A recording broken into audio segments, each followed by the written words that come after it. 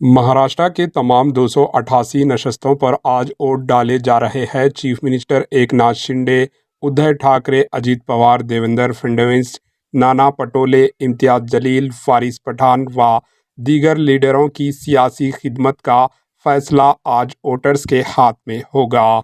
महाराष्ट्र में वोटों की रफ्तार सबसे सुस्त देखी जा रही है। महाराष्ट्र की आवाम को चाहिए कि वो घरों से निकलकर हक रायदही दर्ज करवाएं, वोट डालें।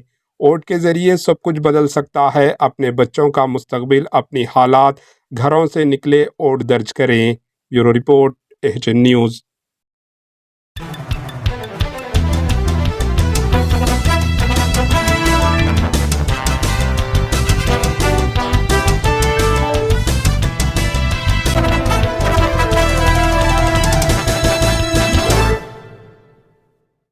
हमारे एचएन न्यूज़ को सब्सक्राइब करिए ताकि आपको नोटिफिकेशंस आते रहे वक्त पर।